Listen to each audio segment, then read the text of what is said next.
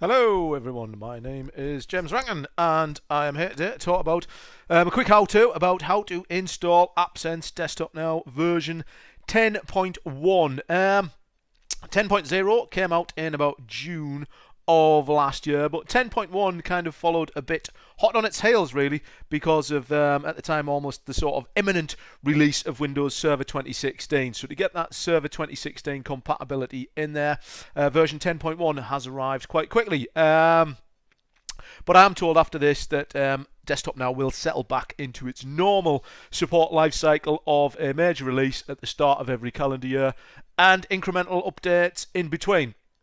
So anyway, to get on with installing DesktopNow, you will obviously need a server. I have used Windows Server 2016, which we have over here, a nice Windows Server 2016 instance.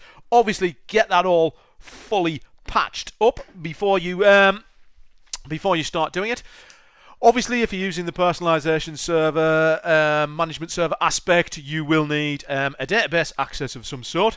If that's going to be a remote hosted kind of centralized SQL instance, then obviously you need to get all the access to that sorted before you start credentials and whatnot.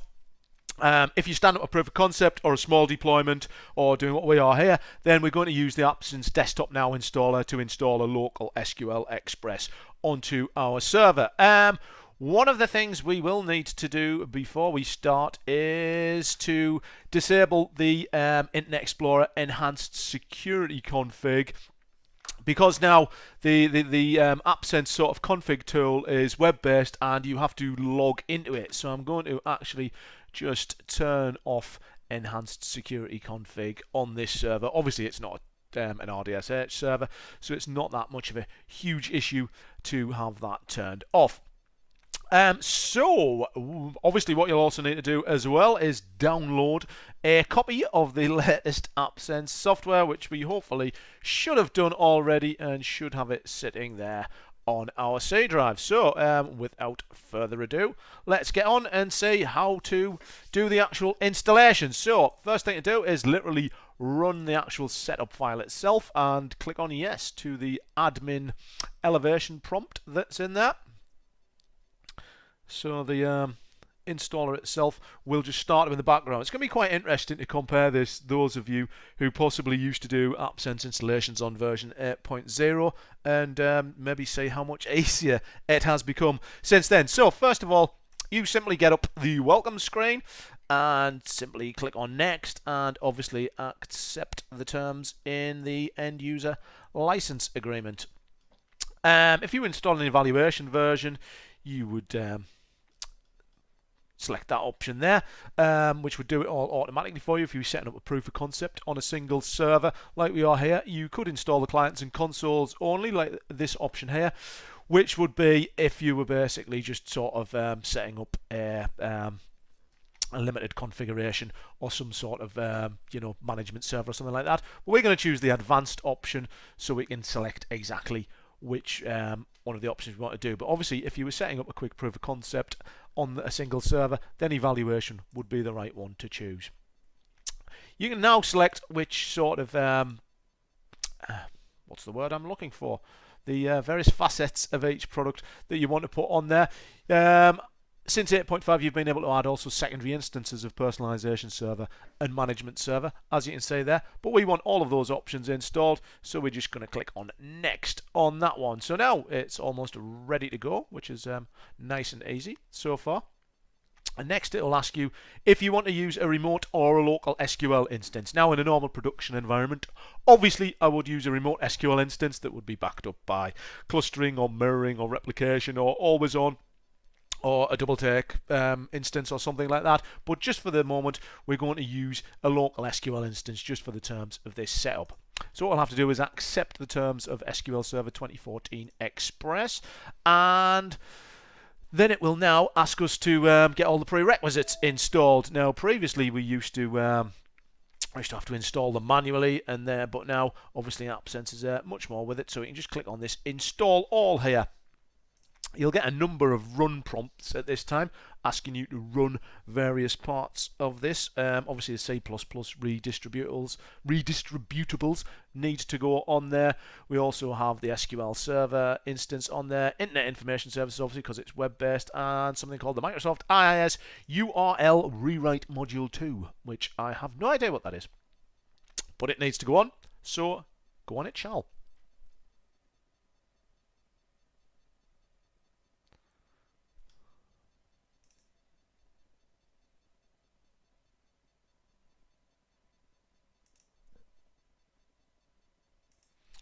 Okay, so when the prerequisites are finished being done, obviously that was slightly quicker than it would normally be, but I didn't want to have a huge sort of 5-minute pause while it installed the prerequisites in the middle of the video. Obviously, you get the next bit where it asks you which folder you want to install them into.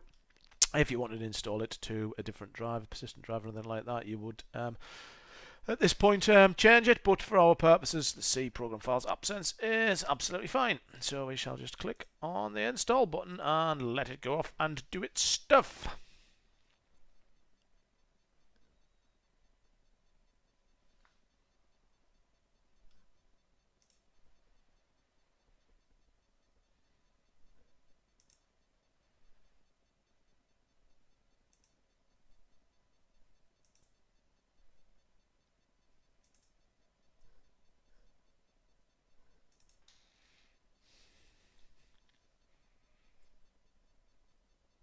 So just about finished now, hopefully.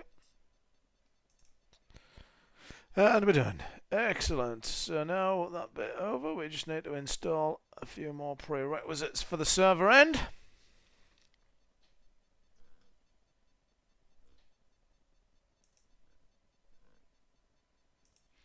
Okay, so now all of that's done, I will untick that option to open the help portal on finish, and now we will get on with the actual configuration of the servers themselves. So we should see here on the desktop we have the AppSense server configuration portal, which is a nice funky new web-based bit that we have in here. Let's just let that fire up.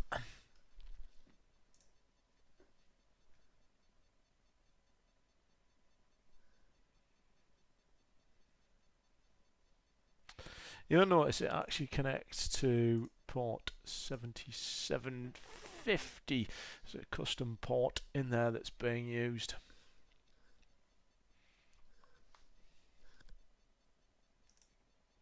I'll just take that out of there. It's the first time I've run an Expo on here. Right, so the first thing you need to do is log into it. Remember my admin username and password. Should be able to log into the server configuration portal, the SCP. It should be a lot easier to do this now because we've kind of got this summary screen here which should tell us if we have any configuration that remains to be done, which is cool. It's a bit of a sort of change from the wizard-driven SCUs that we had before. So you can see that the management server and the personalization server are showing as unconfigured. So we'll just click on that and it should get us to do all of the setup that is necessary here.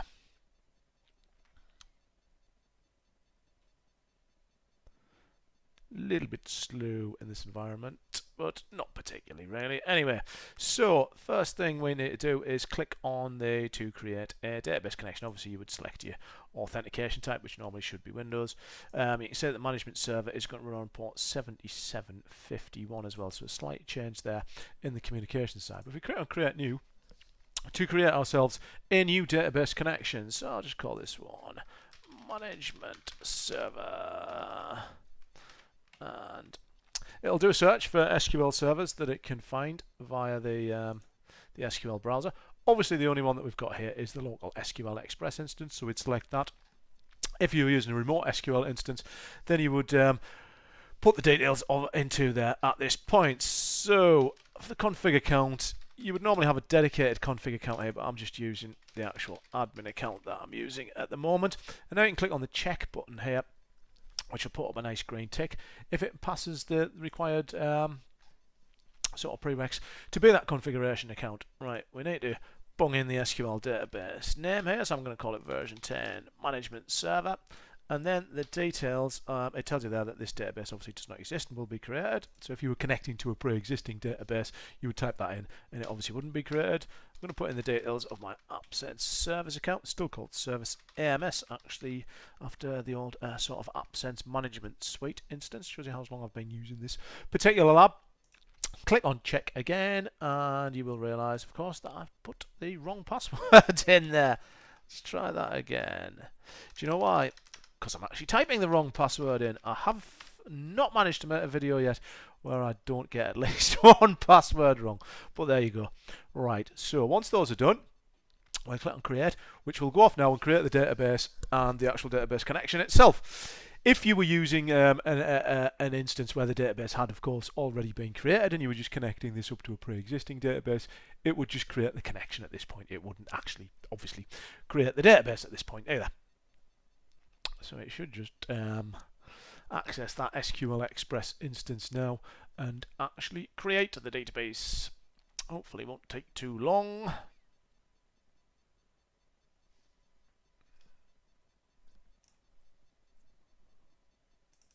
Okay, so not too long there. Completed. Right, so we've created the database connection and obviously the database is now created. So now we'll take us back to the sort of the main part of the screen where we're actually going to create the actual instance itself. So luckily it takes us back to this screen. So you can see it's not configured at the moment. Port 7751 again. I'm going to use authentication type. The database connection is a management server database connection. So we're going to click on create instance here. So it should go off and check that the database is compatible with this version of the management server software, which obviously it should be, saying as though we've just created it using this very same tool. And then it'll start actually configuring the server instance for connection.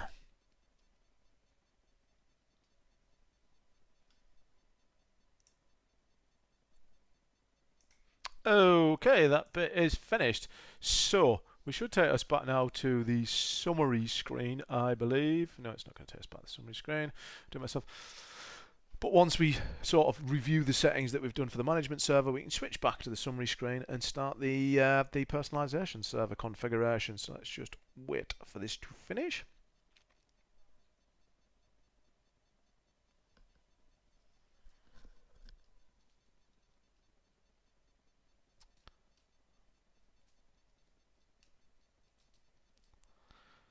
Does always seem a tad slow to refresh this, but I mean, if any of you can recall the old server config utilities, they were exceptionally slow even to start up, as I remember, so it is slightly improved. So we'll just get a quick summary here of the management server setup, and you'll see here actually say this status thing, very useful, that you can now sort of send the database offline and online as you require it. You can check your variances and things here and automatically correct them. So some really cool, that should be really handy for upgrade sort of areas. So I'll switch back to the summary screen now. And we should now see that the management server instance is in fact hopefully nice and green and fully configured, and that the personalization server obviously is still reporting itself as unconfigured because we haven't done that yet. So we shall now click on the personalization server process. Pretty much exactly the same as what we did before, to give it the right credentials for its config account and its service account, and to ensure that everything is correct. So first of all, again, check that we got the right authentication. We don't have a database connection, so we're going to create one. So we'll call it personalization server. Again, it's going to go out and browse, as you can see by this little progress icon going around here. It's browsing for any databases out there. There's the one we want, the local instance of it, the config account. Let's put the details in if I can get them right. Ooh. Again, check the authentication type and then check that that's all good. Database name, it's found the obviously management server, but obviously we don't want to connect it to the management server, so we'll call this version 10 pers server. This database doesn't exist and will be created, which is all well and good. Let's see if I can get the password. Right, this time check the authentication type again, do the check, all looks well and good. So let's give it a chance to go off and create that database now. Obviously creates the database and creates the connection as well. That one a lot quicker than the management server one.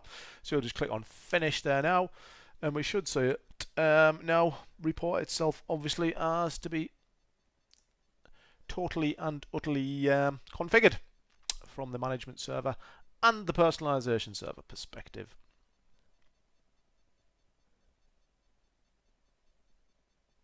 So you see a report of the summary here. We've got one database for management and personalization, one server for management and personalization, one server instance for management and personalization. If you had more than one instance, more than one server, more than one database even, you would see all of this down there. That still says unconfigured. What have I done wrong? He says, you know what I've done wrong, don't you? Of course you do. I've created the database connection, but I haven't created the instance. So there you go.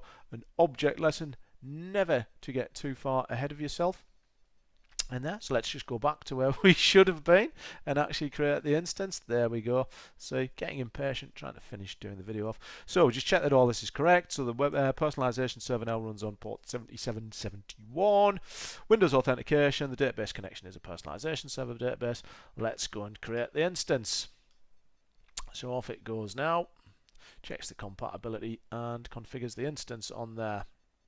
But as I said, has just been demonstrated there that red and green is a very useful guide to avoid you making any silly mistakes, like I just almost did there. So it's proof that the new server configuration portal really does make a difference. Okay, and that bit's finished. So now, after our little false start there, we should be able to go back to the summary screen now and see that everything should be hopefully nice and green like grass or the Hulk even.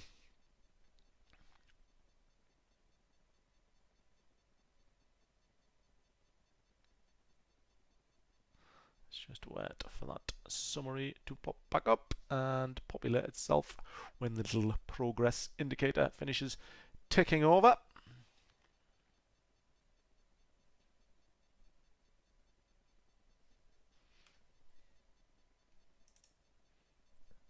So we can see now the personalization server is this time reporting as green and is fully configured, and so also is the management server. So that's all very good. One thing possibly worth looking at, things like the personalization operations part of this that lets you sort of do stuff to your personalization server database or instance should you need to. So there again, you can turn logging on from here, change the authentication type, send it online or offline. So all pretty good. You've also got the encryption facility in for the management server, which we're not going to use at this point. It's normally used with when you've got multiple management servers within the environment. But all of that stuff should be fully installed now and ready to go. So literally the last thing for us to do, really, while we're just waiting for that encryption bit up here there, is to just make sure we've got all the consoles in there. We have, yes, all 4 of the consoles. So we'll just start up the management console in the background. There's the old encryption key that I'm sure you're familiar with. Close down the server configuration portal now. So quite good that you don't have 2 separate server configuration utilities now. It's all done from a single console that you can log into. So literally, let us just connect up to our management server database to make sure that it's all running okay. And there are no licenses. Of course there are no licenses. The first thing we need to do is obviously install a license out there. So at this point we would obviously just go in and click on add license, and when you've got your valid version 10 license, just paste it into there, click on add, and bang, there we go. That's a data now license. Okay, we've added the data now license in as well. Should we want to add data now as a feature? But never mind. Let's put the right license in this time and see what we got. There you go. Version 10 down the bottom here. AppSense, Application Manager, Performance Manager, and Environment Manager. Always pairs to make sure you open up the right license before you add it in there.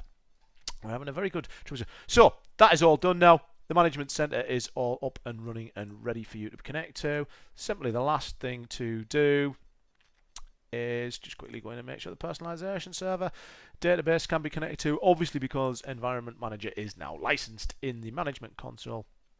We should have no problems there at all.